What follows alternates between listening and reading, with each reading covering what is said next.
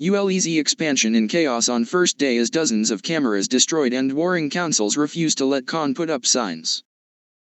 London's ULEZ scheme has been thrown into chaos on its first day as dozens of cameras were vandalised and cut down. Councils have also refused to allow London Mayor Sadiq Khan to put up signs warning drivers about the expanded zone which came into force today. The Clean Air Scheme imposes a daily charge of £12.50 on drivers of some older vehicles entering the capital. As the widened ultra-low emission zone came into force, some opponents took matters into their own hands. Cameras were vandalised in South and West London while other drivers taped up their registration plates to avoid detection. Several cameras whose poles were cut down had cardboard boxes placed next to them emblazoned with "No to ULEZ." In Hillingdon, West London, one witness who saw the remains of a vandalised ULEZ camera pole said, "So happy to see this in our beautiful green Hillingdon village. The air is clean here so he can F off." Other cameras were covered with stickers, rendering them useless. All of the cameras close to the village of Harefield, in northwest London, are thought to have been targeted.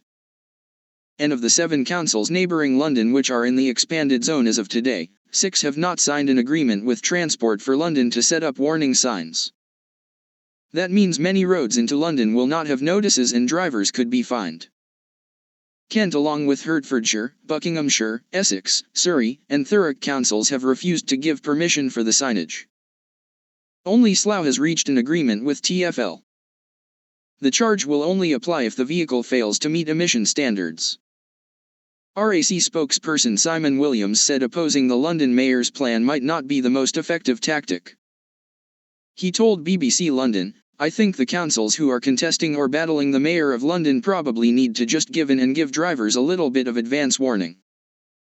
He added, "I think people do need a good advance warning of the fact they're entering the ULEZ zone, so it's time that councils stopped resisting and actually go ahead and put up the signs so everyone approaching the zone from all directions has adequate warning." Khan has extended the scrappage scheme to all London residents who are currently driving non-compliant vehicles. An extra £50 million has been set aside for the initiative where Londoners can trade in vehicles in exchange for grants of £2,000 for cars and £1,000 for motorbikes. However, there has been no announcement for people who live outside London and who regularly travel into the city. Martin Gough, the leader of Kent Council, said, "We're not prepared to facilitate a scheme against the interests of our residents and for which the mitigation others in London have not been offered." According to TfL, London's Deputy Mayor for Transport, Seb Dance, had criticised the decision by the councils, saying they were letting down residents. Dance also said that if drivers were fined due to a lack of warning about the scheme, then councils should bear the responsibility.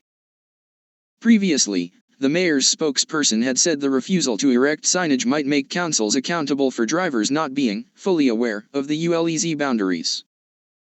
They also pointed out that county highways authorities have statutory obligations and that the councils have declined TfL's offer to fund the cost of installing the signs.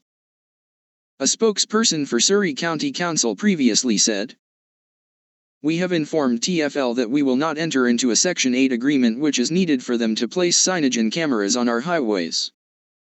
While there isn't any mitigation in place to minimize the impact on Surrey residents."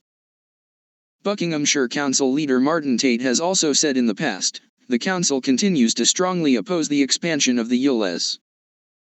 "We still call on the Mayor of London to halt the proposal to expand the zone to all of Greater London until we can agree mitigations for the thousands of residents and businesses who will be seriously impacted.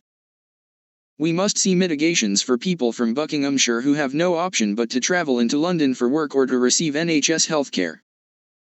We also remain very concerned about the impact on our local roads and local air quality if motorists seek to avoid the ULEZ charge by driving round the edge of the zone." Khan's plans have been met with stern opposition, and a group known as the Blade Runners have sabotaged TfL's equipment. It comes as Khan's Tory rival Susan Hall branded the ULEZ expansion as a dark day for drivers. The scheme has also run into legal problems after a landmark ruling said key signs for its sister scheme were not lawful. In July, 5 Tory-led councils in Greater London challenged the unpopular scheme in the High Court, but judges sided with the mayor.